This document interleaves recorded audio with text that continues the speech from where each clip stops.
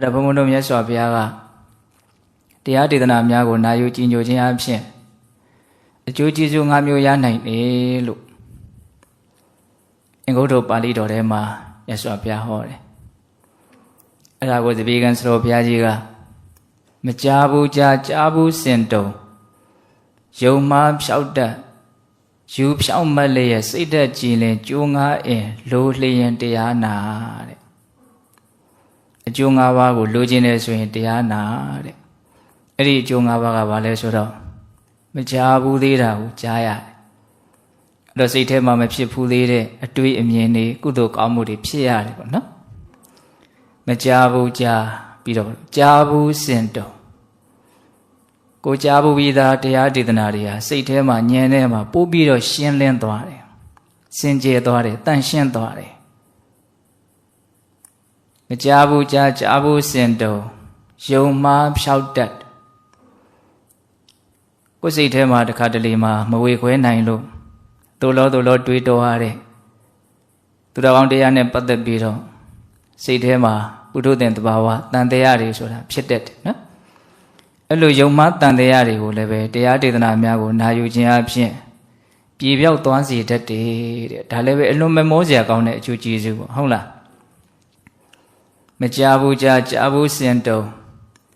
ယုံမှားဖြောက်တတ်ယူဖြောက်မှတ်လျက်ကိုယ့်ရဲ့အယူကိုယ့်ရဲ့အတွေ့ကိုယ့်ရဲ့အမြင်တွေဟာအလွန်တရာမှမှန်ကန်ဖြောင့်စင်းသွားနိုင်တယ်မဖြောင့်မတ်တဲ့သဘောလေးတွေကိုယ်ကောင်းနေတဲ့သဘောလေးတွေပျောက်ပြီးတော့နော်အယူဝါဒနဲ့ပတ်သက်ပြီးတော့နော်တမ္မာဒိဋ္ဌိဆိုတာကအလွန်တန်ဖိုးရှိတဲ့အခြေခံအကြဆုံးသောကုသိုလ်ကောင်းမှုကြီးပဲလေအဲ့ဒီအယူဝါဒတွေဖြောင့်သွားနိုင်တယ်မှတ်သွားနိုင်တယ်တရားနာခြင်းအပြင်မကြားဘူးကြားဘူးစင်တုံယုံမှားဖြောင့်တတ်ယူဖြောင့်မက်လျက်စိတ်သက်ကြည်လင်လောဘကြောင့်တော့၎င်းဒေါသကြောင့်တော့၎င်းမာနအိတ်တမစ္စရိယအစရှိတဲ့အညစ်အကြေးတစ်မျိုးမျိုးကြောင့်ကိုယ့်ရဲ့စိတ်ကလေးညစ်နေတာနွမ်းနေတာတွေအခါအားလျော်စွာရှိတတ်တယ်အဲ့လိုစိတ်တွေညစ်နွမ်းနေတယ်ဆိုလို့ရှိရင်အဲ့ဒီစိတ်ဓာတ်ကလေးကြည်လင်သွားဖို့တန့်ရှင်းသွားဖို့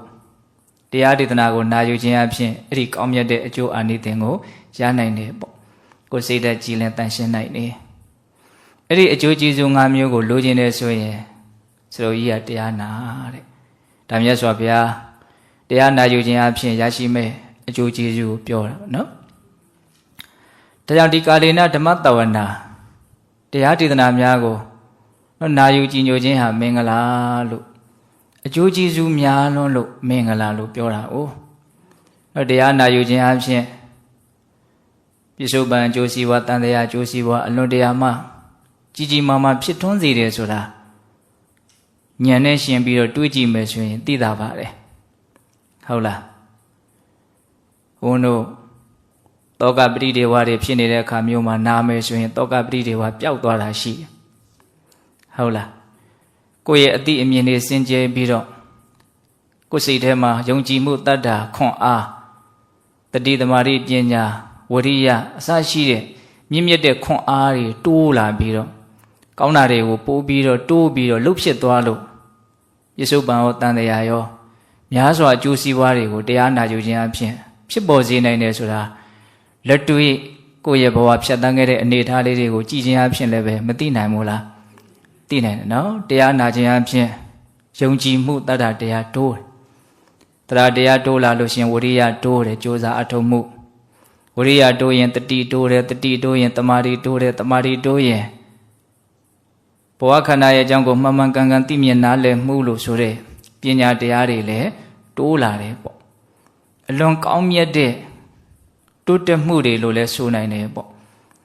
အဲ့ဒါတွေတိုးပြီဆိုလို့ရှိရင်အနာဂတ်မှာလည်းပဲကောင်းတာတွေကြီးအများကြီးဖြစ်လာစရာအကြောင်းမရှိဘူးလားရှိတယ်ဒီလိုအကျိုးကျေးဇူးတွေများလွန်းလို့တရားနာခြင်းကိုမြတ်စွာဘုရားကသူလည်းပဲမင်္ဂလာတရားလို့ဟောတာအဲ့ဒါလို့ဆိုရင်ကာလေနဓမ္မတဝနာနော်ကာလေနလျောက်ပတ်တဲ့အချိန်မှာတင့်တော်တဲ့အချိန်မှာတရားနာရမယ်ဆိုတော့တင့်တော်တာကဘယ်အချိန်တော့ဘယ်အချိန်တရားကနာရမှာတော့စဉ်းစားတရားလေးတော့ရှိတာပေါ့နော်ဆရာကြီးတကုံအထုံးမြင်ရတော့ကာလေနအရာသူကဘလို့ရေးထားတော့ကောင်းကျိုးဆင်ပွားမြတ်တရားနာကြားမပြတ်ပေ နာကြားမပြတ်ဆိုတော့သူကတော့အမြဲတမ်းလိုနာလို့ပြောတာပဲအဲ့ဒါတော့အကောင်းဆုံးပဲအောင်ဆိုဘုန်းဘုန်းတို့ရဲ့စိတ်တွေကမီဝေးချိတ်မှာဆိုတဲ့စကားလေးရှိတယ်ဟုတ်လားတရားဒေသနာနဲ့ကင်းနေလို့ရှင်စိတ်တွေကရိုင်းတော်တာစိတ်တွေကညှဉ်းနှွမ်းတော်တာတွေများနော်တရားလေးနဲ့အမြဲတမ်းတွေ့ထိနေမှဒီစိတ်ကလေးကိုတရားဓမ္မကအမြဲတမ်းဆုံးမနေတယ်လို့မျိုးအဲ့လိုအခြေအနေမျိုးလေးမှဘုန်းဘုန်းတို့ကပို့ပြီးတော့အဆင်ပြေတာဒါကြောင့်နာကြားမပြတ်ပေဆိုတာမပြတ်တရားဒေသနာကိုနာယူနိုင်ဖို့လိုမယ်ပေါ့အထူးသဖြင့်ဘယ်လိုအချိန်မှအရေးကြီးတရားနာသင့်တယ်လဲတောကပရိဒေဝတွေနှိပ်စက်လို့နော်စိတ်ထဲမှာပူလို့လောင်းလို့တကယ်ကိုပဲလူနာတွေရဲ့ရှုထောင့်ကကြည့်မယ်ဆိုရင်အရေးပေါ်လူနာလိုမျိုးပေါ့ဒီလိုလူတွေဟာပို့ပြီးတော့တရားကိုအရေးကြီးနာယူသင့်တယ်လို့ထင်တယ်ဘုန်းဘုန်းတို့ယောဂဖြစ်တာချင်းတူရင်တောင်တာမနာရာရှိယောဂနဲ့အရေးပေါ်လူနာနဲ့အရေးကြီးတာချင်းတူမလားနော်တိုင်ပြီးခိုင်ပြီးလို့ဟာအက်ဆီဒင့်ဖြစ်လို့ဟုတ်လားတယောက်နဲ့တယောက်ရိုက်ကြနှက်ကြလို့ဖြစ်လာပြီဆိုရင်ဒါအရေးပေါ်လေတောက်လျှောက်မကုရင်သူကဘာဖြစ်မှာတော့ဒုက္ခရောက်မှာနော်အဲ့လိုပဲဘုန်းဘုန်းတို့ရဲ့စိတ်တွေမှာတခါတည်းအမျိုးမျိုးသောပျက်စီးမှုတွေကြောင့်တောကတွေပဋိဒေဝတွေကိုဆင်းရဲမှုတွေစိတ်ဆင်းရဲမှုတွေဆိုတာကြုံရတယ်အဲ့လိုတောကပဋိဒေဝဒုက္ခဒေါမနတဥပယတာတရားတွေကြုံလာတဲ့အခါမျိုးမှာအရေးကြီးအဲ့ဒီချိန်မှာတရားကတော့နာကိုနာသင့်တယ်ပေါ့နော်တောကပဋိဒေဝတော့အကြောင်းမျိုးကြောင့်ဖြစ်တာပဲလေတလုံးနဲ့ပြောရရင်တော့ပျက်စီးမှုကြောင့်ဖြစ်တာပေါ့ဘုံဘုံတို့စိတ်တွေစိုးရင်ကြတယ်နောက်ဆင်းရဲကြတယ်ပူလောင်ကြတယ်နောက်ဆုံးငိုကြွေးကြတယ်နောက်ဆုံးအလွန်ပင်ပန်းပြီးတော့တက်သွားသည့်အထိဒုက္ခရောက်ကြတယ်ဆိုတာဘာနဲ့ကြုံလို့လဲလို့မေးရင်ပျက်စီးမှုနဲ့ကြုံလို့ပျက်စီးမှုကတော့မျိုးမျိုးပေါ့နော်စီဝါပြက်တာရှိမယ်ကျမကြီးပြက်တာရှိမယ်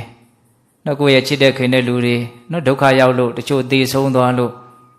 နော်ခွဲခွာသွားကြရတဲ့ဒီနေ့အဖြစ်အတူနေထိုင်မှုပျက်စီးသွားတာပေါ့ဟုတ်လားနောက်ဆုံးကိုယ်ခန္ဓာကိုယ်ကြီးပြက်တယ်ဒါကတော့အကြီးမားဆုံးသောပျက်စီးမှုပေါ့အဲ့ဒီအကြီးမားဆုံးသောပျက်စီးမှုကတော့အကြီးမားဆုံးသောတောကပဋိဒေဝကိုဖြစ်စေလိမ့်မယ်ပေါ့နော်အဲ့တော့ဘုန်းဘုန်းတို့ရဲ့စိတ်တွေကိုတောကပဋိဒေဝမီးတွေဘာကြောင့်တောက်လောင်တာလဲတလုံးနဲ့ပြောရရင်အကြောင်းရှာလိုက်ရင်ပျက်စီးမှုကြုံလို့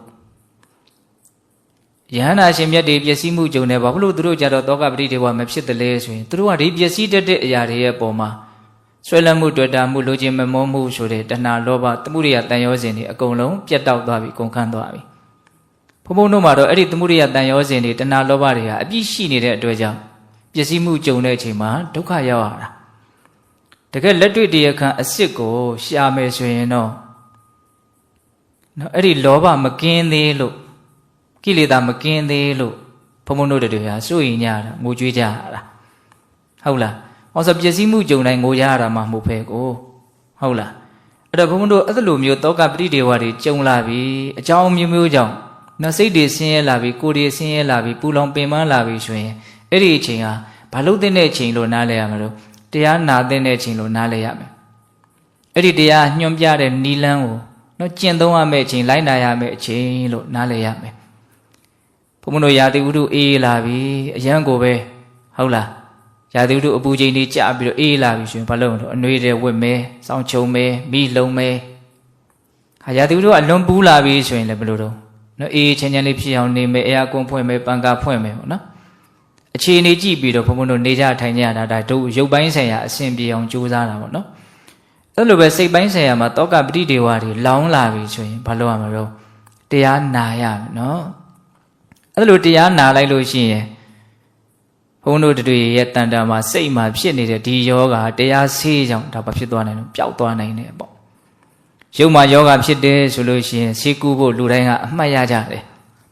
ဒါပေမဲ့စိတ်မှာယောဂဖြစ်ပြီးဟေးဆိုရင်တော့စိတ်ကုဖို့တချို့ကြတော့သိပြီးတော့တတိမရကြဘူးတချို့ဆိုရင်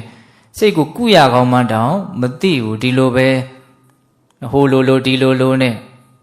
နော်အဖြေမရမယ့်နေရာတွေအဖြေတွေရှာပြီးတော့နေကြတာတွေလွဲမှားနေကြတာတွေမရှိဘူးလားဒါကြောင့်မလို့ဘုန်းဘုန်းတို့ဘယ်အချိန်တရားနာမလဲလို့မေးရင်တောကပဋိဒေဝနှိမ့်ဆက်မယ်ဆိုရင်တော့အဲ့ဒီအချိန်မှာအရေးကြီးတရားနာရမယ်အဲ့ဒီအချိန်မှာကိုယ့်ရဲ့စိတ်ကိုတောကမိပဋိဒေဝမိမတောက်ဖို့မလောင်ဖို့အတွက်တရားရည်နဲ့ဘုံဘုံတို့အေးအေးချမ်းချမ်းဖြစ်အောင် ကြိုးပမ်းအားထုတ်တဲ့နေပေါ့ဟုတ်လားအဲ့ဒါမြတ်စွာဘုရားလက်ထက်ကလည်းပဲဒီလိုပျက်စီးမှုအမျိုးမျိုးကြောင့်တောကပရိဒေဝကြုံလာတဲ့အချိန်မှာဒီတရားရည်အေးကိုပဲနော်အာကိုအာရပြုပြီးတော့ကိုယ့်ရဲ့စိတ်နှလုံးကိုချမ်းသာအောင်တတ်တာအောင်ကြိုးပမ်းအားထုတ်ခဲ့တဲ့နော်ဖြစ်ရတဲ့အများကြီးရှိတာပဲလေဥပမာပြောမယ်ဆိုရင်ကုန်းတိုင်းပေါ်ရတောင်မရှိဘူးဟိုဘုံဘုံတို့စီဝါပြက်လို့တောကဖြစ်တာဟိုလဲပြက်လို့နော်ဂျုံငင်းကြီးရေတွေထဲမျောသွားလို့အဲ့ရတဲ့မထနိုင်တော့အောင်တောကပတိတွေနှိမ့်ဆက်တဲ့ပုံနာကြီးအကြောင်းဆိုရင်ဗုဒ္ဓဘာသာဝင်တွေအလွန်ကြားဘူးကြတယ်ပေါ့ဟုတ်လားဘုရားကိုလည်းလှူမယ်သူလည်းဘယ်လိုသုံးမယ်ဆွဲမယ်လို့နော်ဒီဂျုံငင်းကြီးရရှိလာတဲ့အကျိုးမြတ်တွေကိုဘယ်လိုသုံးမယ်လို့ခွဲဝေနေတော့မှမနေ့ဖြန်ရိတ်တော့မယ်ဆိုတော့ဒီနေ့လိုနေမျိုးမှာအရှိရဝတီမြည့်ရည်ကြီးပြီးတော့တခါတည်းပျက်စီးသွားအဲ့ရတဲ့တောင်မထနိုင်ဘူးအဲ့ဒီမှာမြတ်စွာဘုရားကာမတောဇာတိတောကောကာမတောဇာတိဗျံကာမတောဝိပ္ပမုဒ္ဒတနတ္ထိတောကောကုတောဗျံဒီကာမလို့ဆိုတဲ့ဝိထုကာမကိလေသာကာမဝိထုကာမဆိုတာလိုချင်မဲ့မောပွေရအာယုန်တွေကိုပြောတာကိလေသာကာမဆိုတာအဲ့ဒီအာယုန်တွေရဲ့ပုံမှာလိုချင်နေတာရချင်နေတာကိုပြောတာအဲ့ဒီဝိထုကာမကိလေသာကာမနှစ်ဖြာသောကာမတရားတို့ကြောင့်တတ္တဝရရဲ့တဏ္ဍာမှာစိုးရင်ခြင်းဆိုတာဖြစ်လာတယ်ကြောက်မဲ့ဖို့ရဘေးတွေဆိုတာဖြစ်လာတယ်နော်ကာမလွတ်ကြတဲ့ပုံကိုယ်တွေဟာဘယ်မှာလာပြီးတော့စိုးရင်ခြင်းတွေကြောက်မဲ့ဖို့ရဘေးတွေဖြစ်မလို့လို့မြတ်စွာဘုရားဟောတယ်ဒါဓမ္မဝဒပါဠိတော်မှာလာတဲ့ဒေသနာလေးနောက်တော့အဲ့ဒီပုံသားကြီးကိုပဲမြတ်စွာဘုရားကာမတုတ်တံဆိုတာလည်းဟောတယ်အဆုံးမှာသူ့ရဲ့စိတ်နှလုံးမှာလောင်နေတဲ့တောကမီးဟာငြိမ့်သွားတာပဲအဲ့ဒီကာမတုတ်တံဆိုရင်အလွန်ကောင်းတာပဲနော်ကြားဘူးကြမယ်ထင်ပါတယ်ဂါထာ6ပုဒ်နဲ့တန်းစာဆင်ထားတဲ့ကာမတုတ်တံဆိုတာအနှစ်ချုပ်လေးပြောရလို့ရှိရင်ကိုလိုချင်နေတာလေးရပြီဆိုရင်တတ္တဝါရဲ့စိတ်ဟာအလွန်မှပျော်ကြတယ်နှစ်သက်ကိုဖြစ်ချင်တာလေးဖြစ်ပြီးကိုလိုချင်တာလေးရပြီဆိုပျော်တယ်အဲ့ဒီပျော်တာကပြီးရင်ဒုက္ခရောက်ဖို့အကြောင်းတရားဖြစ်မယ်ဘယ်ချိန်လဲဆိုတော့ပျက်စီးတဲ့အချိန်ကိုလိုချင်တာရပြီဆိုရင်ပျော်တယ်ပျော်ရင်ပျော်တယ်လို့အဲ့ဒီကိုရထားတာလေးပြက်ပြီးဟေးဆိုတာနဲ့အလွန်ကိုတုန်လှုပ်ခြောက်ခြားပြီးတော့ဒုက္ခရောက်ကြတယ်ဒါမြတ်စွာဘုရားတော့တန်လဝိထောဝရုပ်ပတိမြားမှန်ခံရတဲ့သားသမင်လို့ပဲတဲ့မြားတန်လန်းနဲ့လူလှိမ့်ပြီးတော့နေရတယ်လို့မျက်စိနဲ့မမြင်နိုင်တဲ့မြားကိုယ်စိတ်နှလုံးကိုဝင်ဆူးတာပေါ့နော်ပြည်စုံတော့ဝမ်းသာကြရတယ်လို့ပျက်စီးတဲ့အချိန်မှာကြေကွဲရတယ်ပူလောင်ရတယ်ဆင်းရဲရတယ်ပင်ပန်းရတယ်ဟုတ်လားဒါကြောင့်မြတ်စွာဘုရားကကာမဆိုတာမွေရဲ့ခေါင်းကိုခြေထောက်နဲ့မနှင်းမိအောင်ရှောင်တယ်လို့မျိုးရှောင်နိုင်မှသာလေတတ်တာရမယ်လို့ခေါ်တယ်ပေးတဲ့ဥမာလွန်ထိမိရနော်မွေခေါင်းကိုရှောင်တယ်လို့မျိုးတဲ့ကဲမွေအမိလို့တော့မပြောဘူးနော်မွေတကောင်တွေ့တယ်ဆိုရင်ဘယ်နေရာကိုကိုကအကျဉ်းအကျက်ဂျင်းချက်ကြားတဲ့တွေ့ပြီဆိုလို့ရှိရင်ဘာကိုအဓိကထရှောင်ခေါင်းကိုရှောင်ရမှာဟုတ်လားကောင်းတာဒုက္ခပေးမှာအိုးဟုတ်လားတကယ်လို့မရှောင်နိုင်ဘူးဟေးကာမကိုမပယ်နိုင်ဘူးဟေးဆိုရင်တော့နော်လှေပေါက်ကြီးနဲ့ရေလန်းခရီးကိုသွားတဲ့လူဟာသူ့လှေထဲကိုရေတွေဟာအမြဲဝင်နေတယ်လို့အဲ့ဒီလူရဲ့ဘဝမှာဆင်းရဲမှုတွေနော်ဘေးတွေရန်တွေဒုက္ခတွေဟာအမြဲဝင်နေမှာပဲနှောင့်ယှက်နေမှာပဲတဲ့ကာမကိုမစွန့်မဲနဲ့ဆင်းရဲဒုက္ခတွေကဘုံဘုံတို့ဟာမလွတ်မြောက်နိုင်ဘူးသဘောပေါက်ရဲ့လားတော့ကာမကိုမရှောင်နိုင်ဘူးဟေ့မစွန့်နိုင်ဘူးဟေ့ကာမနဲ့ပဲအတူတူနေမှာပဲဟေ့ဆိုရင်တော့မျောလင့်ထားဒုက္ခတွေလည်းပဲရှိနေလိမ့်မယ်ဆိုတာနော်လှေပေါက်ကြီးနဲ့ရေလန်းခီးသွားပြီဆိုရင်တော့လှေကအပေါက်ကြီးဆိုမှတော့ရေကတော့ဝင်မှာပဲလေအဲ့တော့အနစ်မခံနိုင်တော့ဘာလို့မလဲဒီရေကိုခက်ခက်ပြစ်နေရမှာပေါ့ဒီလေကိုမစွန့်မနိုင်မချင်းဒီလှေနဲ့ခရီးသွားနေသမျှကလပ်ပတ်လုံးဒီလှေတွေကရေကိုခတ်ထုတ်နေရတဲ့ဒုက္ခဘယ်ချိန်မှနစ်လိမ့်မလဲလို့စိုးရိမ်နေရတဲ့တောကကတော့ဘာလို့နေမလို့ရှိနေမှာပဲအဲ့ဒီဥမာလေးတွေနဲ့ဟောနော်ကာမတုတ်တံဆိုတာအဲ့ဒီဘုံသားကြီးတောကငြိမ့်တော်တာပဲဒါကာလေနဓမ္မတဝနာမဲလေမင်္ဂလာပေါ့ပြီးတော့ဘုံဘုံတို့အလွန်ထင်ရှားတဲ့အကြောင်းအရာလေးတွေခဏခဏလည်းပြောပြတဲ့အကြောင်းအရာလေးတွေရှိတယ်ဆိုကြပါစို့အဘေယမင်းသားဗိမိတာရမင်းကြီးရဲ့သားလေစစ်ပွဲအနိုင်တိုက်နိုင်ခဲ့တယ်ဆိုပြီးတော့ဆုလက်အနေနဲ့နော်ထီးနှန်းစီးတွေနဲ့တူတဲ့စီးတွေနေပေးတယ်အဲ့ဒီမှာကကြေတယ်မာလေးတယောက်ပါတယ်အဲ့ဒီကကြေတယ်မာလေးဆုံးသွားတာကြားဘူးတယ်မို့လားအမြဲစွာပဲဒီပြေးတာပဲသူလည်းပဲနော်အရေးပေါ်လူနာပေါ့ဟုတ်လားတောကပတိတွေကတောက်လာပြီဆိုတော့နော်ဆေးရုံမှာအရေးပေါ်ဌာနဆိုတာရှိတယ်ဟုတ်လား ကင်စာဌာန TV ဌာနဟာသူဌာနနဲ့သူအဲ့ဒီမှာဘာရှိတော့အရေးပေါ်ဌာနရှိတယ်အဲ့ဒီကတော့ तू ကရောက်လာရင်တောက်လျှောက်ကိုပဲလှုပ်ပေးရတာ तू လည်းပြေးရတာပဲအဲ့ဒါမြတ်စွာဘုရားသူ့ကိုဘာပြောတော့ခန္ဓာကိုယ်ဆိုတာညံမဲ့တဲ့လူတွေရဲ့နှစ်မွန်းရာတဲ့ဒီခန္ဓာရဲ့အကြောင်းကိုမသိကြလို့စိုးရိမ်နေကြတာပူလောင်နေကြတာအဖေယမင်းသားကိုဟောတာနော်ခန္ဓာဆိုတာမသိသူတို့ရဲ့နှစ်မွန်းရာဆိုပြီးတော့မြတ်စွာဘုရားကအဲ့ဒီမှာဧထပတ္တိမံလောကံစိတ်တရာဇရထုပမံယထဘာလေဝိတိရန္တိနတ္ထိသင်္ကောဝိဇာနတံရပြီမို့လားလာကြကြည့်ကြအမှန်တိုင်းမြင်အောင်ကြည့်ကြဘာကိုကြည့်ရမှာတော့မိမိခန္ဓာသူတစ်ပါးခန္ဓာတည်းဟူသောဒီခန္ဓာလောကကြီးကိုကြည့်ကြစိတ်တရာဇရထုပမံနော်စမ်းကြယ်တဲ့မင်းစည်းတဲ့ယထာတစင်းနဲ့တူတဲ့ဒီခန္ဓာကိုယ်ကြီးဟုတ်လားရုပ်ပိုင်းဆိုင်ရာနာမ်ပိုင်းဆိုင်ရာအမျိုးမျိုးသောအင်္ဂါရက်တွေနဲ့စုဖွဲ့ပြီးတော့တည်ဆောက်ထားတဲ့ဒီခန္ဓာယထာကြီးကိုဘယ်လိုလဲကြည့်ကြတဲ့ယထဘာလေဝိတိရန္တိဒီခန္ဓာကြီးအကြောင်းမသိတဲ့လူတွေကလောဘဒေါသမောဟတွေဖြစ်ပြီးတော့နောက်ဆုံးဘဝဒုက္ခတွေထဲမှာနစ်သွားလိမ့်မယ်နောက်ဆုံးအပေလေးပါးမှာနစ်သွားလိမ့်မယ်တဲ့ခန္ဓာကြောင့်မသိတဲ့လူနစ်မယ်ပေါ့နော်နတ္ထိသင်္ကောဝိဇာနတံသိတဲ့လူတွေကတော့မနစ်ဘူးလို့အဲ့လိုမြတ်စွာဘုရားဟောတာအဲ့ဒါသူလည်းသောကပရိဒေဝတွေပြောက်ပြီးတော့နောက်ဆုံးသူကတော့တကယ့်ကိုပဲအာဇာနီလို့ပြောအောင်နော်ယဟန်ပြုတ်ပြီးတော့ယဟန်နာဖြစ်သွားတယ်အဘေယမင်းသားဆိုတာမင်းသားစီစဉ်စွန့်ပြီးတော့နော်ဒီငြိမ်းချမ်းမှုအစစ်အမှန်ကိုရအောင်ကြိုးပမ်းအထောက်သွားတာပေါ့နော်နောက်ပြီးတော့ထင်ရှားတဲ့အဖြစ်အပျက်တစ်ခုနော်အရေးပေါ်လူနာလို့ပြောတော့သူတို့ပဲဘုံဘဝသွားပြီးတော့အမှတ်ရတယ်တန်တတိအမှတ်ကြီးဆိုတာလေသူလည်းဘာဖြစ်တော့ဒီလိုပဲအဘေယမင်းသားနဲ့ဖြစ်ရတူတယ်သူကတော့ဗိမိတာရမင်းကြီးမဟုတ်သူကတော့ကောသလမင်းကြီးရဲ့အမှတ်အဲ့ဒါကောသလမင်းကြီးကစစ်အနိုင်တိုက်နိုင်ခဲ့လို့ဆိုပြီးတော့သူ့ကိုလည်းပဲနော်ဂုံပြူတဲ့အနေနဲ့အဲ့လိုဆုလက်တွေပေးတဲ့အခါမှာသူအလွန်ချစ်မြတ်နိုးတဲ့ကားကြီးတွေမှလည်းရတယ်ဆုံးတယ်အဲ့ဒီမှာသူလည်းမြတ်စွာဘုရားဒီကိုပြေးရတာပဲဟုတ်လားဒီမီးကိုမြတ်စွာဘုရားညှိနိုင်လိုက်မယ်ဆိုတဲ့ယုံကြည်ချက်သူတို့မှာရှိတယ်အဲ့ဒါသူတို့ရဲ့ဘဝပါလာခဲ့တဲ့အမြင်ပေါ့ပါရမီလို့ခေါ်ကြပါစို့ဟုတ်လားအဲ့ဒါနဲ့မြတ်စွာဘုရားကြီးရောက်တော့မြတ်စွာဘုရားသူ့ကြတော့ဘလို့ဟောတော့သူ့ဟောတဲ့တရားလေးကပိုးတော့လေးနဲ့တယ်ယံပုဗ္ဗေတံဝိသောရိဟိပစ္ဆာတိမာဟုကိဉ္စနံမေဇေစေနောဂဟိတတိဥပဒံနောစရိတတိနော်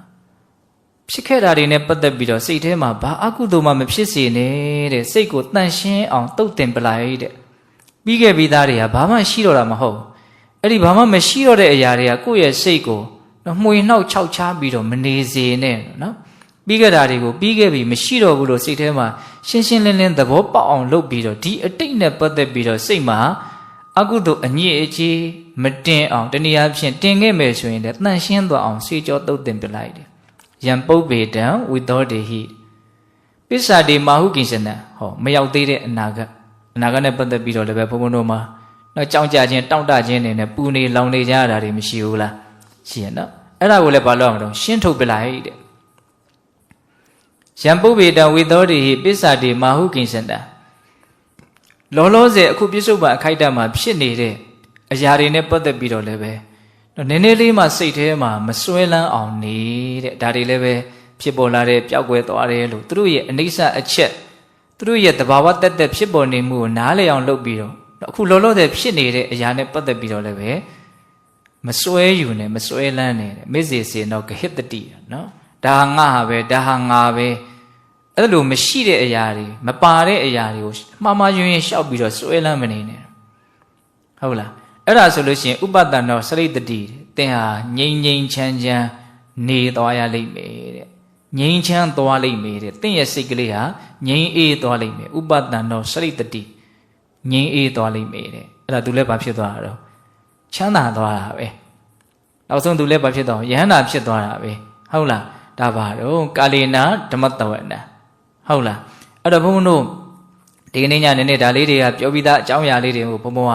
အကျဉ်းမြင့်လေးလောက်လေးပြောပြတာဒါပေမဲ့ပြောလဲပြောခြင်းတယ်သူတို့ကလည်းပဲပြောစရာအလွန်ကောင်းတာပဲဘယ်နှခါကြားလို့မှရိုးသွားတယ်လို့မရှိဘူးတရားဆိုတာဒါလေးကိုအနှစ်ချုပ်ပြီးတော့ပြောတာဒါပေမဲ့ဒီနေ့ညဘုန်းဘုန်းကနည်းနည်းလေးအခြေချပြီးတော့ပြောခြင်းတဲ့အကြောင်းအရာလေးတစ်ခုဒီမှာမှတ်ထားတာရှိတယ်အဲ့ဒါတော့တိတ်ပြီးတော့မပြောဘူးသေးဘူးပေါ့နော်အဲ့ဒါဘာလဲဆိုတော့ဘုန်းဘုန်းတို့ရှင်ဘုရင်တစ်ပါးမုံဒမင်းလို့ခေါ်တယ်မြတ်စွာဘုရားလက်ထက်ကပါပဲ အဲ့ဒါနာရဒမထေရသူ့ကိုဟောတဲ့တရားလေးကိုအင်္ဂုတ္တပါဠိတော်ပြင်စကနိပတ်ထဲမှာမှတ်တမ်းတင်ထားတယ်ဖြစ်ရကလေးကဘယ်လိုလဲဆိုတော့အဲ့ဒီမုံတာမင်းရဲ့မိဖုရားဗဒ္ဓါလို့အမည်ရတဲ့မိဖုရားရုပ်တရက်ဆုံးအလွန်ချစ်မြတ်နိုးတဲ့မိဖုရားကြီးဖြစ်တဲ့အတွက်ကြောင့်သူအလွန်မင်းကိုပဲစိတ်ဆင်းရဲရတယ်ပေါ့ဘယ်လောက်ထိဆင်းရဲတုံဆိုလို့ရှိရင်သူအစားအသောက်တွေဖြစ်တယ်တိုင်းရေးပြည်ကလည်းဘာမှမစီတယ်တော့နော်ဘယ်လောက်ထိသူကလှုပ်ထားတုံဆိုတော့ရွှေတိုင်ဆိုးပိယကကိုခေါ်ပြီးတော့တန်ခေါင်းကြီးလှုပ်ခိုင်းတယ်အဲ့ဒီကိုစီရီအပြည့်ထည့်ပြီးတော့ဒီသူ့မိဖုရားရဲ့ရုပ်ကလပ်ကိုအဲ့ဒီတည်းထည့်စီရီထည့်ပြီးတော့အပေါ်ခေါင်းတစ်ခုနဲ့အုပ်ထားဒါဆိုလို့ရှိရင်ငါမိဖုရားကိုငါကြာရာကြည့်လို့ရမယ်ပေါ့နော်အဲ့ဒီနားမှာပဲနေတယ်တောကပရိဒေဝအလွန်ကြီးကြီးမားမားတောက်လောင်နေတယ်သူ့ရဲ့ဒီရွှေတိုင်ဆိုးကမိတ်ဆွေကောင်းလို့ပြောရမယ်ဩငါတို့ရှင်ဘုရင်နော်အကြီးအကျယ်ဒုက္ခရောက်နေတာဒီနိုင်ငံထဲမှာလည်းပညာရှိလို့အမိခံတဲ့သမဏပြမနာတွေလည်းအများကြီးရှိတာအဲ့တော့ငါဘယ်သူနဲ့များတွေ့ပေးရမယ်ဩစဉ်းစားအဲ့ဒီမှာရှင်နာရဒဆိုတာယဟန္တာလို့နာမည်ကြီးတယ်ပညာရှိတယ်လို့လည်းနာမည်ကြီးတယ်နော်အသက်ကောင်အားဖြင့်လည်းကြီးတယ်ဆိုပြီးတော့ငါသူနဲ့တွေ့ပေးမယ်ဆိုပြီးတော့သူ့ရဲ့စီစဉ်မှုကြောင့်လို့ဆိုကြပါစို့အတူချုပ်ပြောရရင်အဲ့ဒီရှင်ဘုရင်ကအဲ့ဒီနာရဒမထေရမျက်စီကိုသွားတယ်ဟိုရောက်တဲ့ခါကျတော့အကျိုးအကြောင်းလျှောက်ထားလျှောက်တဲ့အခါမှာအဲ့ဒီနာရဒမထေရသူ့ကိုဟောတာအဲ့ဒီတရားလေးပေါ့နော်ပျက်စီးမှုနဲ့နော်ကျုံရတဲ့အခါကာလမျိုးမှာအထူးသဖြင့်နှလုံးသွင်းတဲ့တရားမျိုးပေါ့အဲ့ဒီမှာသူကဘာဟောတုံဆိုတော့ဘုံဘုံတို့အနှစ်ချုပ်ကလေးပဲပြောကြည့်ရနော်လောကမှာတရား၅မျိုးနဲ့ကြုံလာတွေ့လာပြီဆိုရင်ရှောင်လို့မရဘူးဘယ်သူမှလွန်ငင်းချမ်းသာဝင်မရှိဘူးအလုံးဒါဟာတွေ့ကိုတွေ့ရမယ်ကြုံကိုကြုံရမယ်တရားမျိုးဖြစ်တယ်တဲ့အဲ့ဒီတရား၅မျိုးကဘာလဲဆိုတော့စရာယေဗျာတိယေမရဏယေခရယေနတ္တနယေနော်စရာဗျာတိမရဏတော့သိရနော်အိုခြင်းနာခြင်းသေခြင်းဟုတ်လားခရဆိုတာကုန်ခန်းခြင်းဘုန်းဘုန်းတို့ဒီမှာရှိနေတဲ့အရာတွေဖြစ်နေတဲ့မြင်နေတဲ့အရာတွေဟာကုံသွားတတ်တဲ့အရာတွေကြီးပဲကိုဘုန်းဘုန်းတို့ရဲ့အဖေဘိုးတွေဘွားတွေဘယ်ရောက်သွားကုံသွားပြီမမြင်တော့မမြင်ရတော့ဟုတ်လားရေဦးတွေကရေတွေကိုတောက်လိုက်တယ်ကုံသွားတယ်နောက်ထပ်ထည့်နေလို့သာရေကအမြဲရှိနေတယ်လို့ထင်နေရတာ哦လူတွေကုံသွားတာမရှိဘူးလားနဲခရဆိုတာကုံနတ္တနဆိုတာပြက်တယ်အကောင်းအတိုင်းအမြဲတမ်းသွားနေတာမဟုတ်ဘူးပျက်စီးတယ်ကျမ်းမာရေးကလည်းပျက်စီးတယ်နှုတ်ပြခြင်းကလည်းပျက်စီးတယ်ရှင်သန်ခြင်းကလည်းပျက်စီးတယ်ပိုင်ဆိုင်မှုကလည်းပျက်စီးတယ်တရား၅မျိုးအိုခြင်းနာခြင်းသေခြင်းကုန်ခြင်းပျက်ခြင်းဒါတွေကြုံလာပြီဆိုရင်ဒါတွေမကြုံပါစေနဲ့လို့ဘယ်သူမှတောင်းတလို့မရနိုင်ဘူးတဲ့အဲ့ဒါတွေကြုံလာတဲ့အချိန်မှာညံမဲ့တဲ့ပုံကိုယ်တွေကအလွန်အမင်းစိုးရိမ်ကြတယ်ပူဆွေးကြတယ်ငိုကြွေးကြတယ်အဲ့လိုစိုးရင်ခြင်းအဖြစ်သူ့ဘာဖြစ်တုံးတဲ့အစားပြက်လိမ့်မယ်တဲ့မစားခြင်းမတောက်ခြင်းဖြစ်လိမ့်မယ်တဲ့ဟုတ်တယ်စိတ်ထဲမှာစိုးရင်မှုဖြစ်သွားတယ်ဆိုရင်စားရင်တောက်ခြင်းစိတ်ကတခါတည်းပါဖြစ်သွားတော့ကုန်သွားကြောက်လန့်လွန်အားကြည့်ရင်လည်းစားခြင်းတောက်ခြင်းစိတ်ပြက်သွားတာပဲနော်အစားတောက်ပြက်လိမ့်မယ်တဲ့ပြီးရင်ကိုယ့်ရဲ့ရုပ်ရည်ဟာအယောင်ဝါကျပြီးတော့ကြည့်ရတာလည်းပဲမကောင်းတဲ့အနေအထားရုပ်ရှင်အင်္ဂါမလှမပအနေအထားနွမ်းနေတဲ့ပူးနေတဲ့ရုပ်ဟာတိတာကြီးပဲရုပ်ပြက်သွားတော့နော်အစာပြက်တယ်ပြီးရင်ဘာတော့ရုပ်ပြက်သွားတယ်ပြီးဒီမှာမထေရကြီးကပြောတာသူကလက်တွေ့အလွန်ကြတယ်ကိုယ်မုန်းတဲ့လူတွေဝမ်းသာလိမ့်မယ်တဲ့ကိုယ်ပျက်စီးမှုတွေကြုံလို့တောကပရိဒေဝတွေနဲ့အပူသေးကြီးဖြစ်နေကိုယ်မုန်းတဲ့လူတွေဝမ်းသာမယ်ဒါတွေမကဘူးကိုယ်ကိုချစ်တဲ့လူတွေစိတ်ဒုက္ခရောက်လိမ့်မယ်တဲ့ကိုယ်ကိုချစ်တဲ့လူတွေဝမ်းနေကြလိမ့်မယ်ကိုယ်ကလည်းမုန်းတဲ့လူတွေကြီးရှိတာမဟုတ်ချစ်တဲ့လူကလည်းရှိသေးတာဟုတ်လားဒါကြောင့်မလို့ဒီပူလောင်ခြင်းဟာစိုးရင်ခြင်းဟာဘာအကျိုးမှမရှိဘူးတဲ့လူတွေဟာကိုယ့်ကိုယ်ကိုပူလောင်အောင်လုပ်နေတာငြိမ်းအေးအောင်လည်းကိုယ့်ကိုယ်ကိုငြိမ်းအေးအောင်လုပ်တာဘယ်သူမှကိုယ့်ကိုပူအောင်လုပ်လို့မရဘူးဘယ်သူမှကိုယ့်ကိုငြိမ်းအေးအောင်လုပ်လို့မရဘူးဆိုတာကိုပြောတာအဲ့လိုပြောပြီးတော့မထေရကြီးကတကယ်လို့ဒီတရား၅မျိုးတွေ့လာလို့စိုးရိမ်မယ်ဆိုရင်မစိုးရိမ်အောင်ကိုယ့်ကိုယ်ဆင်ခြင်ရဘလို့ဆင်ခြင်ရမလို့အခုပြောတဲ့အတိုင်းပဲဆင်ခြင်ရမယ်သူကစိုးရိမ်ခြင်းအဖြစ်အကျိုးမရှိဘူးအစာပြက်လိမ့်မယ်ရုပ်ပြက်လိမ့်မယ်မုန်းတဲ့လူတွေဝမ်းသာလိမ့်မယ်ချစ်တဲ့သူတွေဝမ်းနည်းလိမ့်မယ်နော်ကိုကိုပူလောင်အောင်မလုပ်သင့်ဘူးကိုငြင်းအေးအောင်လုပ်သင့်တယ်ပူလောင်ခြင်းကဘာအကျိုးမှမရှိဘူးဟုတ်လားအဲ့ဒါလို့စဉ်းစားဆင်ခြင်လိုက်တဲ့အခါမှာ ငါတယောက်တည်းဖြစ်နေတဲ့ကိစ္စတွေမဟုတ်ဘူးဒါတွေကတလောကလုံးဖြစ်နေတဲ့ကိစ္စလောကရဲ့သဘောလောကရဲ့အမှန်ဒါဟာဘယ်သူမှရှောင်လို့မရဘူးလို့အားလုံးရဲ့အပေါ်မှာလည်းပဲဖြန့်ပြီးတော့အဲ့လိုလေးစဉ်းစားဆင်ခြင်လိုက်မယ်ဆိုရင်လောင်နေတဲ့တောကပဋိဒေဝမိဟာငြိမ့်သွားလိမ့်မယ်တရားနာရင်နဲ့ဘုရင်ကြီးကအဲ့ဒါငြိမ့်နေတဲ့မိရဟုတ်လားအဲ့ဒါအဆုံးသက်လေးမှာပြောတာလေးကိုလည်းဘုံဘအလွန်သဘောကျတယ်ဘာပြောတော့ဆိုတော့တစုံတရာပြဿနာတစ်ခုကြုံလာပြီဆိုရင်အစင်မပြေမှုဒုက္ခပေါ့ဘာလို့မဆိုလို့ဘလို့ဒုက္ခမျိုးပဲဖြစ်ဖြစ်ကြုံလာပြီဆိုလို့ရှိရင်ကိုယ်အစွမ်းရှိသလောက်ဒါကိုပြေလေအောင်ကြိုးပမ်းအထောက်ရမယ်နော်ဂါထာမန္တန်ရွတ်လို့ပြောင်းမယ်ဆိုရင်လည်းဂါထာမန္တန်ရွတ်လက်ပေးလို့ပြောင်းမယ်ဆိုရင်လည်းလက်ပေးဟုတ်လားဟာချစ်ဖွယ်ခင်ဖွယ်ပြောစိတ်သက်ညှိနှိုင်းလို့ပြောင်းမယ်ဆိုရင်စိတ်သက်ညှိနှိုင်းအကုန်လုံးဖြည့်ရှင်းဒါဘာကြောင့်ဖြစ်လဲ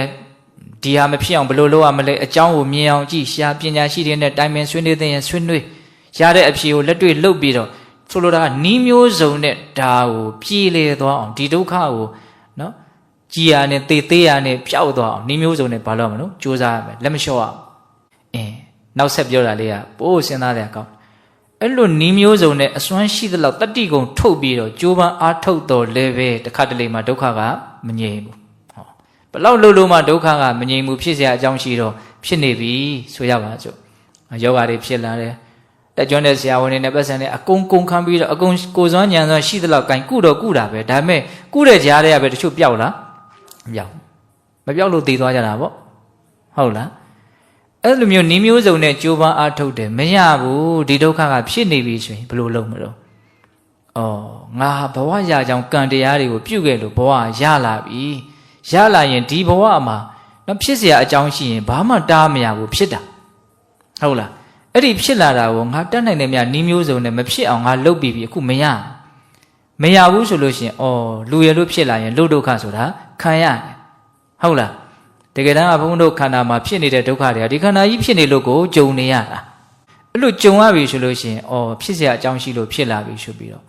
ကိုပြုတ်ခဲ့တဲ့ကံတွေကိုစဉ်းစားပြီးတော့ဘာလို့ရမလို့ဆိုတော့သီးခံရမယ်တဲ့ဒါအကောင်းဆုံးနည်းကိုပြောတာနော်နည်းမျိုးစုံနဲ့ကြိုးစားမရဘူးဆိုရင်မှန်မှန်ကန်ကန်စဉ်းစားပြီးတော့ဒါကိုသီးခံ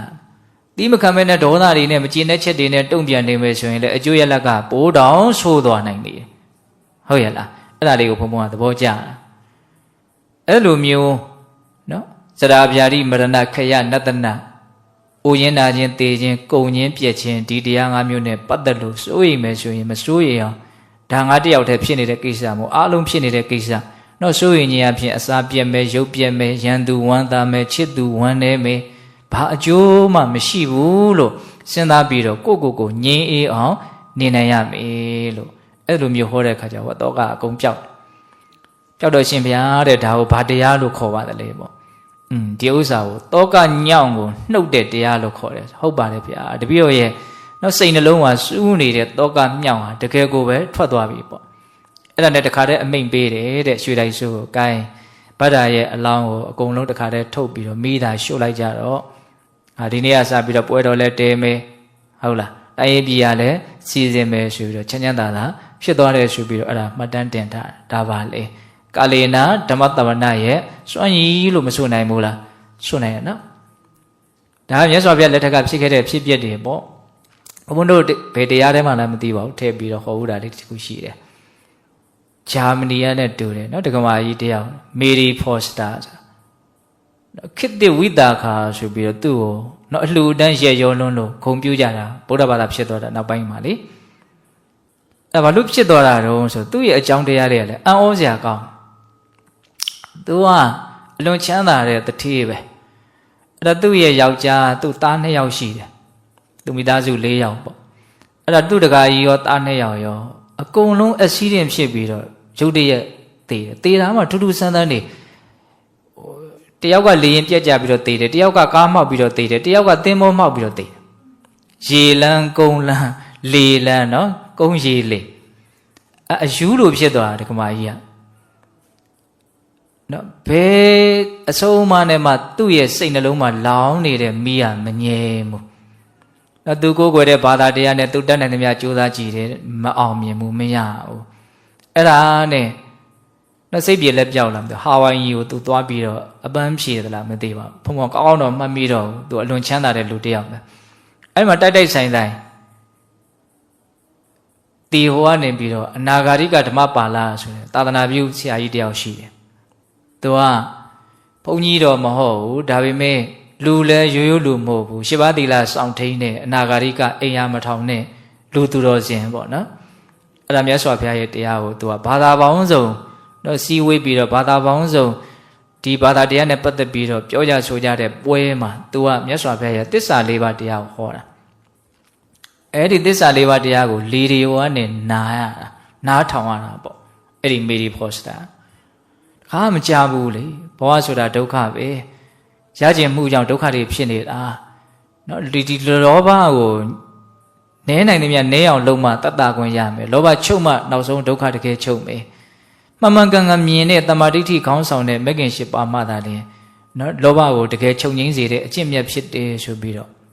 ဒုက္ခနဲ့ဒုက္ခရဲ့အကြောင်းတရားဒုက္ခငြိမ်းရာဒုက္ခငြိမ်းရာသို့ရောက်ကြောင်းအကျင့်အလွန်ပြည့်စုံတဲ့အပြည့်စုံဆုံးအကောင်းမွန်ဆုံးသစ္စာလေးပါးတရားဟောတာတခါမကြဘူးအဲ့ဒါလည်းကြားရောသိတဲ့ပါရမီလည်းပါလာလို့နေမှာပေါ့နော်တစ်ချိန်တုန်းကကွဲကွာနေတဲ့နော်ဆွေတွေမျိုးတွေကိုပြန်တွေ့လိုက်ရတယ်လို့မျိုးမြန်ဖြစ်သွားမလားပေါ့သူစိတ်ထဲမှာနော်အသိဉာဏ်နေဒါတည်းဒီလိုပါလားလို့နားလေသွားတာပေါ့နော်အဲ့ဒါနောက်ဆုံးအဲ့ဒီအနာဂါရိကဓမ္မပါဠိကိုပင့်ပြီးတော့သူတရားတွေဆက်ပြီးတော့လေ့လာရင်းနဲ့အတူချုပ်ပြောရရင်တော့ဒီဗုဒ္ဓဂါယာမှာသူလှူထားတာတွေအများကြီးသူဥစ္စာပစ္စည်းတွေကိုဒီသာသနာအတွက်ပဲအများကြီးအသုံးချသွားတာပေါ့ဒါကြောင့်ခေတ္တဝိတာခါဆိုသူ့ကိုပြောရတာတဲ့ဒါပါတော့ဆိုတော့နော်တင့်တော်တဲ့အချိန်မှာတရားကိုနားထောင်လိုက်ရတော့ဟုတ်လားအဲ့တော့တမာဒိဋ္ဌိဆိုတဲ့အရေးအပါဆုံးအပြောင်းလဲကြီးပေါ့တတ္တဝါတွေမှာအကြီးမားဆုံးသောအပြောင်းလဲကမိစ္ဆာဒိဋ္ဌိကနေတမာဒိဋ္ဌိအဖြစ်ပြောင်းလဲသွားတာပါဠိလိုပြောနေတော့တမျိုးကြီးပေါ့နော်မှားနေတဲ့အမြင်ရှိရနေပြီးတော့အဲ့ဒီအမြင်မှားတွေပျောက်ပြီးတော့အမြင်မှန်ရောက်လာတာဒါအကြီးမားဆုံးသောအပြောင်းလဲပဲဟုတ်လားအဲ့တော့မြတ်စွာဘုရားအဲ့ဒီအကြီးမားဆုံးသောအပြောင်းလဲတွေဟာဘာကြောင့်ဖြစ်တယ်လဲလို့ဟောတယ်လေမိစ္ဆာဒိဋ္ဌိဆိုတဲ့မှားယွင်းတဲ့အယူအဆတွေရှိတယ်ဆိုတာပရတောဂောတမှားယွင်းတဲ့စကားသံတွေကြားရလို့အာယောနိတောမနတိကာရနှလုံးသွင်းရလဲမှားလို့အဲ့ဒါမိစ္ဆာဒိဋ္ဌိဖြစ်သွားတာစိတ်ထဲမှာအယူမှားသွားတာအမြင်မှားသွားတာနော်ပရတောဂောတလို့ဆိုတဲ့မှန်ကန်တဲ့နီလန်းကြားတဲ့စကားသံကိုကြားရမယ်ယောနိတောမနတိကာရနှလုံးသွင်းလဲမှန်မယ်ဆိုလို့ရှိရင်တော့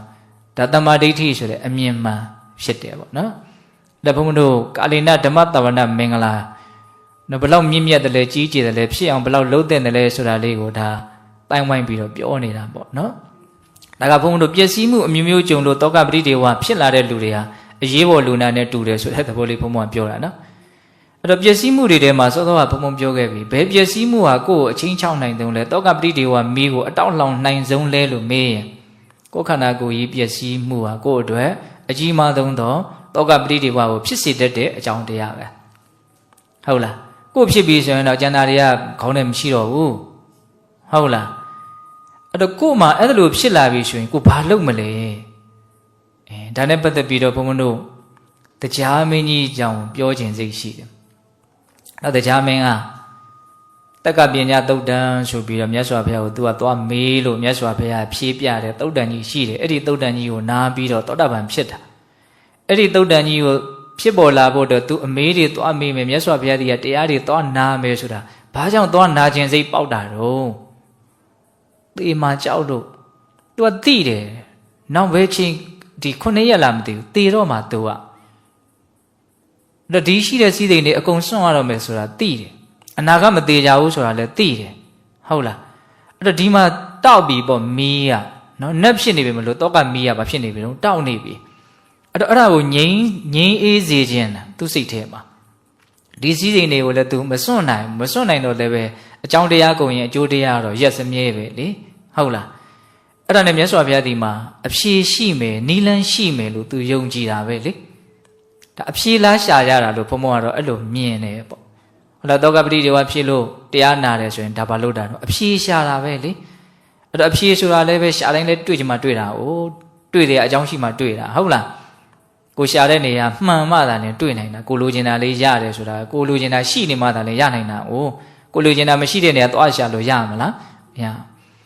အဲ့ဒါနဲ့တရားမင်းကမြတ်စွာဘုရားဒီကိုရောက်လာပြီးတော့မေးတာပဲလေ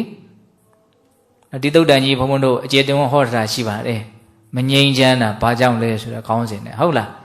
မြတ်စွာဘုရားကိုမေးတာလေမြတ်စွာဘုရားလောကမှာရှိတဲ့နတ်တွေလူတွေဟာငြိမ်းငြိမ်းချမ်းချမ်းဘေးကင်းရန်ကင်းနော်ချမ်းချမ်းသာသာနေလိုကြပါလဲကဲနဲ့မငြိမ်းမချမ်းဘေးရန်မကင်းမရှင်းကြောက်ကြောက်လန့်လန့်နေကြတာဘာကြောင့်တော့အဲ့ဒီမှာမြတ်စွာဘုရားဘာကြောင့်လို့ဟောတော့အိတ်တမစ္စရိယမနာလွန်မှုဝန်တိုမှုဆိုတဲ့ဒီတန်ရောစဉ်ကျိုးနှချောင်းကြောင့်တတ္တဝါတွေဟာဘေးကင်းလို့တော့လည်းမကင်းကြဘူးငြိမ်းအေးလို့တော့လည်းမအေးကြဘူးဆိုပြီးတော့ဒါမြင်အဲ့ဒီအိတ်တမစ္စရိယကိုဘာကြောင့်ဖြစ်တာတော့ချစ်ချင်းမုန်းချင်းကြောင့်ဖြစ်တာတေချာစဉ်းစားရင်တော့အလွန်ကိုကောင်းတဲ့တရားတွေပဲနော်ချစ်ချင်းမုန်းချင်းရောဘာကြောင့်ဖြစ်တာတော့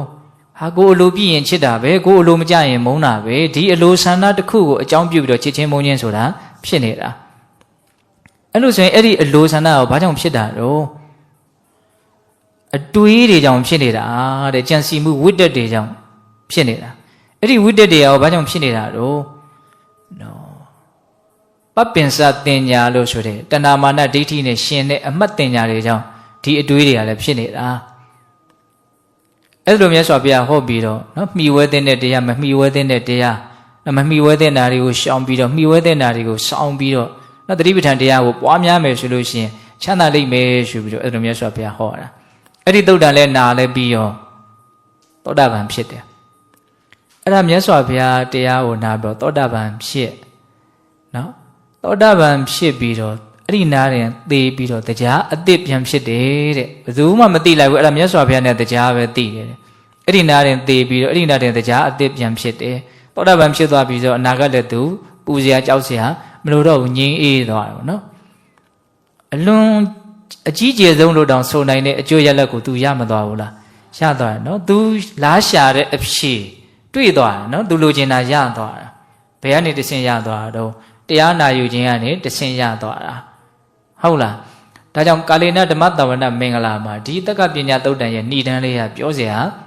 အလွန်ကောင်းတယ်ဟုတ်လားတက္ကပညာသုတ်တန်နဲ့အဲ့ဒါတည်တည်ချာချာလေးလေ့လာကြည့်တဲ့နဲ့အလွန်ကျင့်ဝန်းတဲ့သုတ်တန်ကြီးပါဘုန်းဘုန်းတို့အဲ့ဒါတွေပြောဖို့တော့အချိန်မရှိပါဘူးဟုတ်လားဒါကကာလေနဓမ္မတဝနမင်္ဂလာရှုတော့ရတယ်ပေါ့ကြည်ပြီးတော့ဘုန်းဘုန်းကပြောနေတာဆက်ပြီးတော့ဗာပြောချင်တော့ဆိုတော့ဒီဓမ္မတဝနမင်္ဂလာနဲ့ပတ်သက်ပြီးတော့အတူယူစရာကောင်းတဲ့ဓမ္မကြီးတရားကိုကြောင်းပေါ့နော်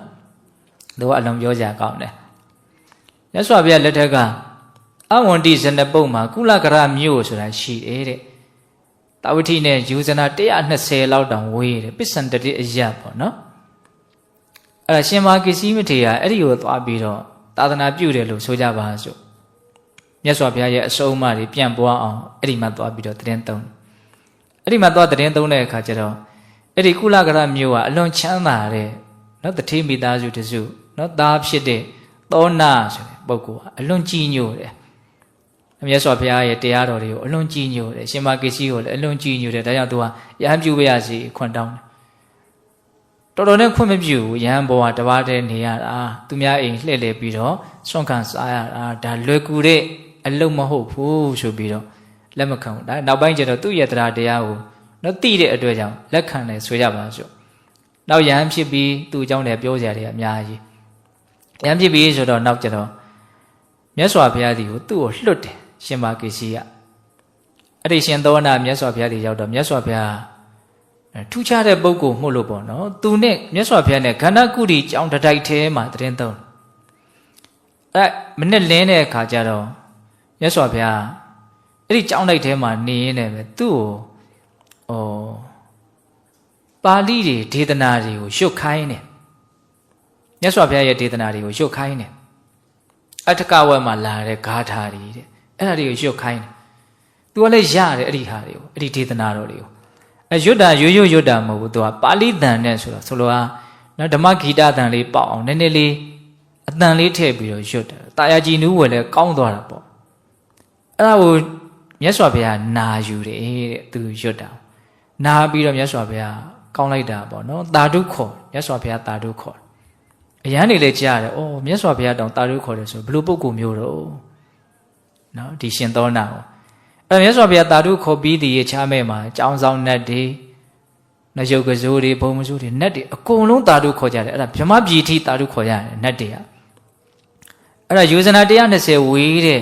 ကုလကရမြို့မှာရှိတယ်သူ့ရဲ့မေတော်ကြီးအဲ့ဒီမေတော်ကြီးအိမ်မှာစောင့်နေတယ်အိမ်ဆောင်နတ်ကလည်းတာရုခေါ်တယ်တဲ့အဲ့ဒီတာရုခေါ်တဲ့အတန်ကိုမေတော်ကြီးကလည်းစောစီစီကြားတယ်ကြားတဲ့အခါကျတော့ဟဲ့ဘယ်သူတော့တာရုခေါ်တာဆိုအိမ်ဆောင်နတ်ပါပေါ့ဘာလို့တာရုခေါ်တာတော့ငါဒီမှာနေတာကြာလာပြီတခါမှတာရုခေါ်တာမကြောက်အခုမှဘာလို့တာရုခေါ်တာတော့ဆိုငါမင်းကိုတာရုခေါ်တာမဟုတ်ဘူးလို့ပြောတယ်ငါ့ကိုတာရုခေါ်တာမဟုတ်ရင်ဘယ်သူ့ကိုခေါ်တာတော့ဟိုတာဝတိမြို့ဇေတဝန်ကျောင်းမှာမင်းရဲ့သားသောနာဒေသနာတော်တွေကိုအတန်ဒီအတန်တားနဲ့ရွတ်ဖတ်နေတာအဲ့ဒါမြတ်စွာဘုရားတာရုခေါ်နေတာနတ်တွေလည်းတာရုခေါ်တာဒါကြောင့်မလို့ငါလည်းတာရုခေါ်တာအဲ့ဒီမှာကြီးကွဲပြားအောင်မေးတယ်မြတ်စွာဘုရားကသောနာကိုဟောတာလားသောနာကမြတ်စွာဘုရားကိုဟောတာလားမြတ်စွာဘုရားသောနာကိုဟောတာမဟုတ်ဘူးတဲ့သောနာကမြတ်စွာဘုရားကိုဟောတာတဲ့ဟာအော်ငါရဲ့သားကမြတ်စွာဘုရားကိုတောင်တရားဟောသလားပိဋိ5မျိုးနဲ့ခန္ဓာကိုယ်ဟာပြည့်နေတယ်တဲ့နှစ်သက်လွန်အားကြီးလို့ကျင့်တယ်လွန်းလို့မိခင်ချင်းကိုချင်းစာကြည့်ရင်သိနိုင်မယ်ပေါ့နော်ကျင့်တယ်လွန်းလို့သဘောကျလွန်းလို့အဲ့ဒါလို့သူဘာဆက်စဉ်းစားတော့ဆိုတော့မြတ်စွာဘုရားကိုတောင်တရားဟောနိုင်တယ်ငါသားငါ့ကိုလည်းပဲတေချာပေါက်တရားဟောနိုင်မှာပဲအဲ့လိုဆိုရင်ငါသားပြန်လာလို့ရှင်တော့ငါတရားကိုကောင်းကောင်းနာမယ်ငါသားကိုငါတရားဟောခိုင်းမယ်ပေါ့နော်အဲ့ဒါသူစောင့်နေတာအချိန်ကြတော့သားပြန်လာတဲ့အခါမှာအဲ့ဒါကိုသူလျှောက်တယ်မြတ်စွာဘုရားကိုတောင်နတ်တွေတာရုခေါ်နိုင်လောက်အောင်သားဟာတရားဟောနိုင်တယ်ပေါ့အဲ့လိုဆိုရင်မေတော်ကြီးကိုလည်းတရားဟောပါဒီမြို့မှာရှိတဲ့လူတွေအကုန်လုံးနာယူအောင်တရားမဏ္ဍကြီးအကြီးဆောက်ပြီးတော့မြို့ထဲမှာတရားဘောကြီးလှုပ်ချင်တယ်သူတရားနာချင်တယ်ဟောပါဆိုတာအဲ့ဒါမထေမြတ်ကလည်းပဲသီးခံတယ်ပေါ့နော်သီးခံတယ်ဆိုတာလက်ခံတယ်ဟောမယ်ပေါ့နော်အဲ့ဒါနဲ့ဆိုရပါစို့အဲ့ဒီတရားဟောမယ်ညတော့လူတွေလည်းအများကြီးအဲ့ဒီမြို့ကြီးထဲမှာတရားဘောကြီးလှုပ်ညလုံးပေါက်ဟောတယ်တရားပေါ့အဲ့ဒီနေ့မှာဘာဖြစ်တုံဆိုတော့တည်င်းနေရစောရရစပြီးတော့ပွဲရကြီးကြီးရလှုပ်တာဆိုတော့ပတ်ဝန်းကျင်ကိုပြန့်နှံ့နေတာဟိုသောနာမထေရမိခင်ကြီးတရားနာပါတယ်အလွန်ချမ်းသာတဲ့တတိအဲ့ခိုးသား900တဲ့သူတို့ကလည်းအဲ့ဒီဟာကိုစောင့်နေတယ်ခိုးမလို့အိမ်ကိုသူများတရားနာသွားတဲ့အိမ်ကိုသူကသွားခိုးမှာသူဒီကမာကြီးရှိနေမဝင်ရဘူးအစီအမံကောင်းလို့မို့လို့ဟုတ်လားအဲ့ဒါအိမ်ကလည်းဘယ်လောက်ချမ်းသာဆိုအကာအယံ9ထပ်ချထားတယ်ကျုံသဘောမျိုးတွေတောင်ရှိတယ်အဲ့ဒါတခိုးတွေက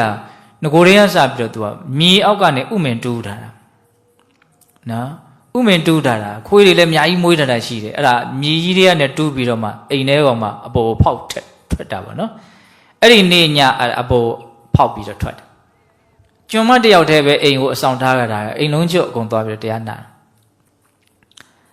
အဲ့တော့တပြားတိုက်ကိုအရင်ဖွင့်တယ်တဲ့အဲ့တော့ခိုးသူကြီးကခေါင်းဆောင်ခိုးသားကြီးကတပည့်တွေကိုမှာတာမင်းတို့အိမ်ကိုအကုန်လုံးသူကအစီအစဉ်ချထားတာပေါ့နော်ငါကတော့တရားပွဲကိုသွားမယ်တကယ်လို့ဒကမာကြီးကအိမ်ပြန်မယ်ဆိုလို့ရှိရင်တော့ငါအဲ့ဒီတရားပွဲတွေနဲ့ဟောဒီဓာတ်နဲ့ငါခုတ်တက်ပလိုက်မယ်မခုတ်လို့ရှိရင်မင်းတို့မိမှာ哦သူကဟုတ်လားအဲ့ဒီတင်ရုပ်ရုပ်ဖြစ်အောင်လုပ်ပလိုက်မယ်ပေါ့သူကအဲ့ဒီမှာနေတာတပည့်တွေကိုအိမ်မှာသွားပြီးတော့လှုပ်ရှားရှိတာလှုပ်ခိုင်းတယ်အဲ့လိုမျိုးတခိုးတွေကဖောက်ပြီးတော့တပြားတိုက်ကိုဖွင့်ပြီးဆိုတော့ကျွန်မမသိအောင်ထွက်ပြေးတယ်ဘယ်ရောက်လာတော့တရားပွဲရောက်လာတခင်မအိမ်မှာတခိုးတွေဝင်နေတယ်တပြားတိုက်ကိုဖောက်တယ်သူတို့ယူသွားပဲစီရတယ်နေပဲစီငါတရားနာပြတ်တယ်မလာဘူးလို့ပြောတယ်အဲ့ဒါကိုလည်းဘေးကစောင့်နေတဲ့တခိုးကြီးကကြားနေရတယ်အဲ့ဒါတခိုးအဲ့ဟိုကျွန်မပြန်သွားပြန်ရောပြန်သွားပြီးတော့ခဏနေတော့ငွေတိုက်ကိုဖောက်တာတွေ့တယ်ဟာငွေဆိုတော့ဘိုးဖိုးတန်တယ်ဆိုတော့ခါပြေးလာပြန်ပြီးတော့တခင်မငွေတိုက်ဖောက်နေပြီဆိုတော့ကန်ယူရတယ်သူတို့နိုင်တဲ့လောက်ပဲယူမှာယူပဲစီလို့ပြောတယ်ငါတရားနာပြတ်တယ်ငါအိမ်မပြန်ဘူးလို့ပြောတယ်နောက်တစ်ခါရွှေတိုက်ကိုဖောက်နေတယ်သူအိမ်ပြန်သွားတော့ဟာရွှေဖောက်ရင်တော့ပို့ပြီးတော့နစ်နာမှာပေါ့နော်အဲ့ဒါနဲ့ပြန်လာပြီးတော့ပြောပြန်ရောတယ်တခင်မရွှေတိုက်ဖောက်နေတယ်နင်ခဏခဏလာပြောနေတယ်အလိုက်မသိဘူးပေါ့နော်ရှိတယ်မြအကုန်ယူချင်းယူသွားပါစေနောက်တစ်ခါမှပြန်မလာနဲ့သူကမြဲမြဲအိမ်ပြန်လို့ပြောတယ်တခါတည်းနင်ဒီတစ်ခါပြန်လာလို့ရှိရင်နင်ကိုငါလှုပ်ရှားရှိတာလုံမယ်ပေါ့နော်ကျိန်မောင်းလွှတ်လိုက်တယ်မှာပြန်သွားအဲ့ကောင်မလေးလည်းပြန်မလာအဲ့ဒါကိုဆိုကြားတယ်ဆိုဘေးကတခိုးကြီးကလည်းကြားတယ်ကြားတော့သူကစဉ်းစားတယ်တဲ့ဒီလိုဒကမာကြီးရဲ့အိမ်ကပစ္စည်းကိုယူရင်တော့ ငါခေါင်းမိုးကြိုးပဲပြစ်မလားခုနှစ်စိတ်ပဲကွဲမလားမသိဘူးနော်ကြောက်သွားတယ်သူမယူရဲဘူးဟုတ်လားမယူရဲဘူး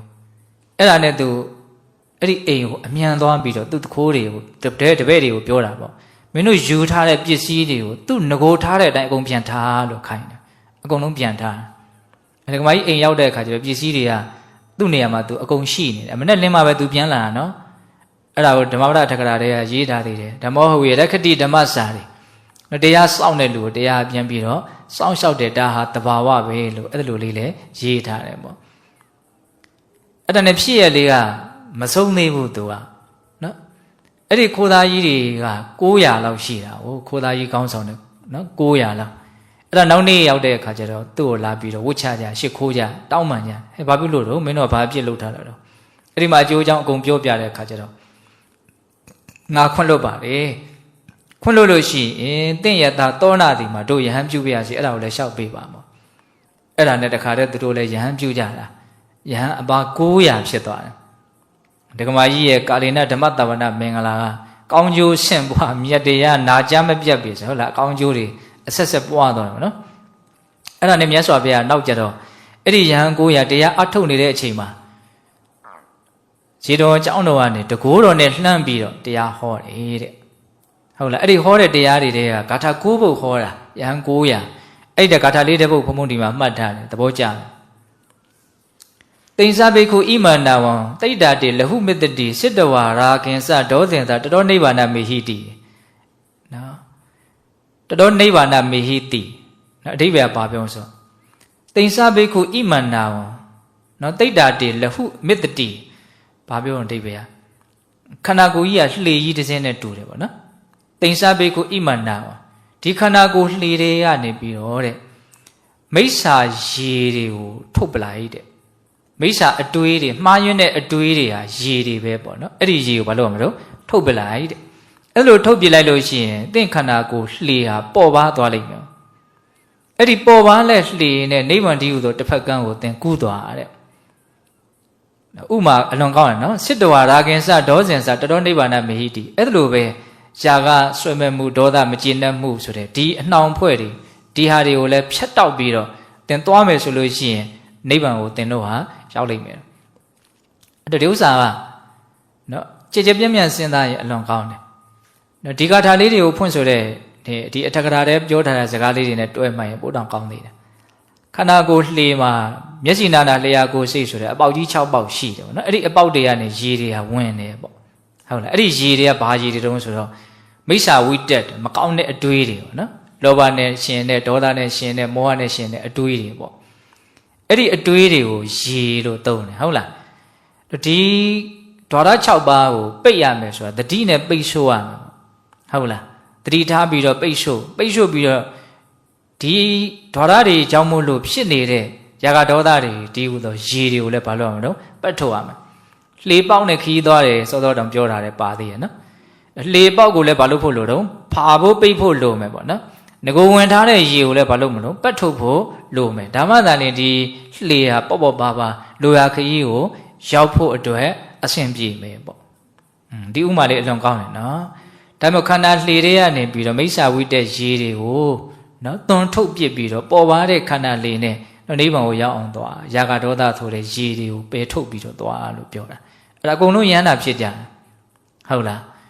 ဒါကဘုံဘုံကာလိနဓမ္မတဝနာနဲ့ပတ်သက်ပြီးတော့ပြောမလို့ရှုဆောင်ထားတာနော်အဲ့တော့ဏီကုံပိုင်းမှာဂါထာလေး2ပုဒ်နဲ့ဘုံဘုံကအဆုံးသတ်ခြင်းအဲ့ဒီဂါထာ2ပုဒ်ကနော်အမတို့လည်းရပြီးသားပါပဲပထမဂါထာလေးကဘာတော့ယံဗုဒ္ဓဘာတတိဝါစံခေမနိဗ္ဗာန်ပတ္တိယဒုက္ခတဏ္ဏကိရိယာယတာဝေဝါစာနာမုဒ္ဓမာလောကမှာစကားတကစကားထဲမှာမြတ်စွာဘုရားရဲ့စကားတော်ဟာအမျက်ဆုံးပဲတဲ့ဘာဖြစ်လို့တော့နော်ခေမနိဗ္ဗာန်ပတ္တိယဒုက္ခတဏ္ဏကိရိယာယဟောမြတ်စွာဘုရားရဲ့စကားဆိုတာခေမဘေးကင်းကြောင်းရန်ကင်းကြောင်းဖြစ်တယ်နိဗ္ဗာန်ပတ္တိယငြိမ်းအေးရာအစစ်ချမ်းသာအစစ်နိဗ္ဗာန်ကိုရခြင်းရဲ့အကြောင်းလည်းဖြစ်တယ်ဒုက္ခတဏ္ဏကိရိယာယဆင်းရဲဒုက္ခအားလုံးရဲ့အဆုံးကိုပြုရပြုကြောင်းလည်းဖြစ်တယ်တဲ့အဲ့ဒါကြောင့်မို့လို့နော်မြတ်စွာဘုရားပြောခဲ့တဲ့စကားတော်တွေဟာစကားတွေထဲမှာအမျက်ဆုံးပဲတဲ့နော်ပြိဋိနိဗ္ဗာန်ဆန်တဲ့ည နော်ဖျားဖြစ်တဲ့ညဒီညနဲ့ညရဲ့ဂျာမှာမြတ်စွာဘုရားပြောခဲ့တဲ့စကားတွေဟာဒီတိုင်းမှန်တယ်ဒါကြောင့်မြတ်စွာဘုရားဒီတထာဂတဖြစ်တယ်လို့ဟောထားတာလည်းရှိတယ်ဒါမြတ်စွာဘုရားကိုယ်တော်တိုင်ဟောတာပဲအဲ့ဒါနော်ဖျားဖြစ်တဲ့ညကိလေသာပြိဋိဘံစံတယ်ဗောဓိပင်နဲ့ရွှေပလင်မှာအဲ့ဒီဖျားဖြစ်တဲ့ညကနေပြီးတော့ဘယ်ညတော့ခန္ဓာပြိဋိဘံစံတဲ့နောက်ဆုံးကစုံလားပြည့်ဟုတ်လားအဲ့ဒီညနဲ့ညရဲ့ဂျာမှာမြတ်စွာဘုရားပြောခဲ့တဲ့စကားတွေဟာပြောတဲ့အတိုင်းမှန်တယ်တဲ့ဒါကြောင့်မလို့မြတ်စွာဘုရားသည်တထာဂတဖြစ်တယ်ပေါ့ဒါဆိုလိုတာက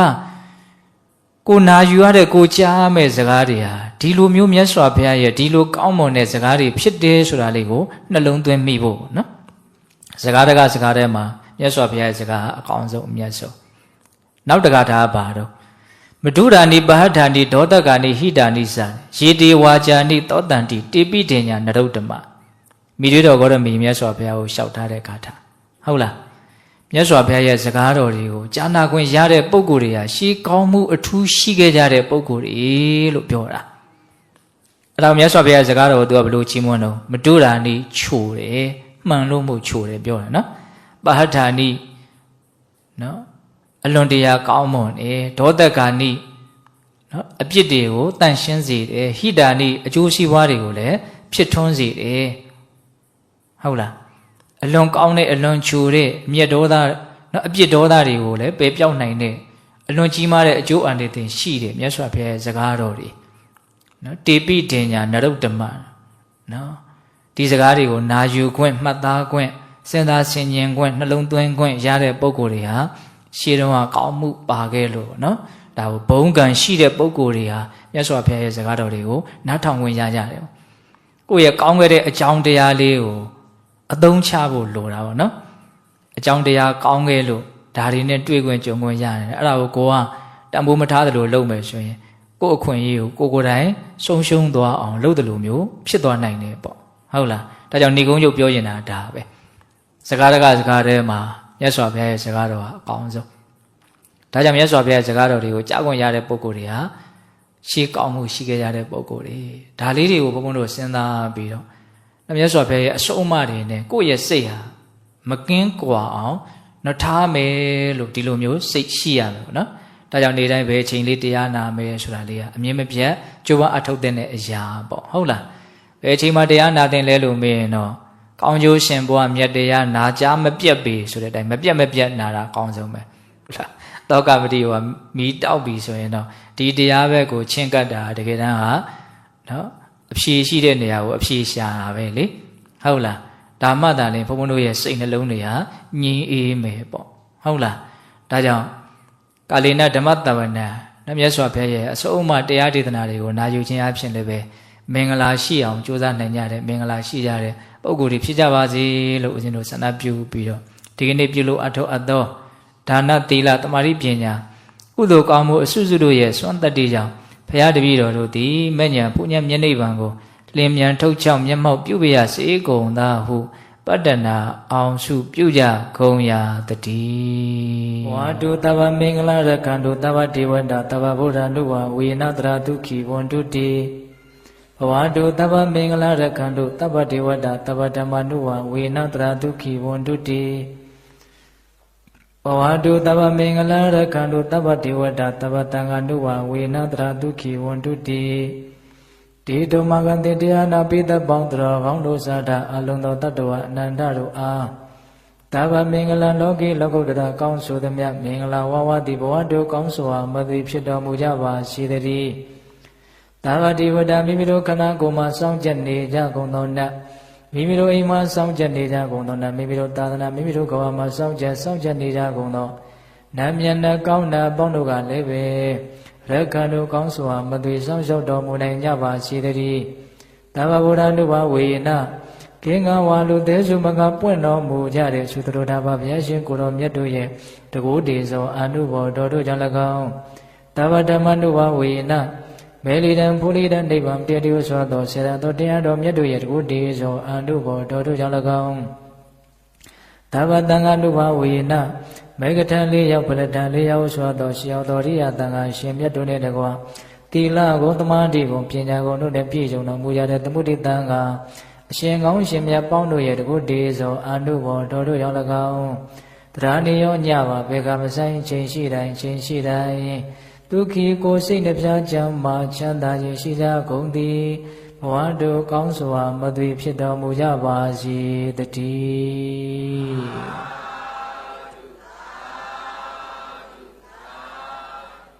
ကဲအလုံးမိမိတို့ပြုလုပ်ထားတဲ့ကုသိုလ်ကောင်းမှုအစုသို့အာယုံပြုပြီးတော့ဤကုသိုလ်ကောင်းမှုအစုသို့ကြောင့်မဲ့ညာပုညမျက်နှိပ်ပံကိုလင်းမြန်ထုတ်ချောက်မျက်မှောက်ပြုပါရစေလို့ဆုတောင်းကြမယ်တတ္တဝအနန္တကုသိုလ်ကောင်းမှုရဲ့အဖို့ပါကအညီမျှရပြီးတော့ချမ်းသာကြပါစေလို့စေနာမေတ္တာရှိထားပြီးတော့အမြတ်တမ်းများပေးဝေကြမယ်အလုံးညီညာညာလိုက်ပြီးတော့ဆိုရအောင်အရှင်ဖေယဘုရားတပည့်တော်တို့သည်ယနေ့ယခုပြုလုပ်အပ်သောဒါနသီလသမာဓိပညာကုသိုလ်ကောင်းမှုအစွတ်စွတ်တို့သည်မဲ့ညာဖို့ညာမျက်နှိပ်ပံကိုမျက်မှောက်ပြုရန်အာကောင်းသောအထောက်အပံ့ဖြစ်ပါစေတည်းဤကောင်းမှုဤကုသိုလ်တို့ဤအဖို့ပါကကိုအသက်ထင်ရှားရှိမရှိဖြစ်ကုန်သောဘိုးဘွားမိဘဆွေမျိုးသားချင်းတို့အားအစထား၍32ဘုံကျင်လီခုံသောတတ္တဝအနန္တတို့အားအညီအမျှပေးဝေငှပါ၏အမျှရကြ၍ကိုယ်စိတ်နှဖျားကျမ်းမာချမ်းသာကြသည်ဖြစ်ကြပါစေသောကုသိုလ်အမြတ်အမြတ်အမြတ်ယူတော်မူကြပါကုန်လောသာဓုသာဓုသာဓု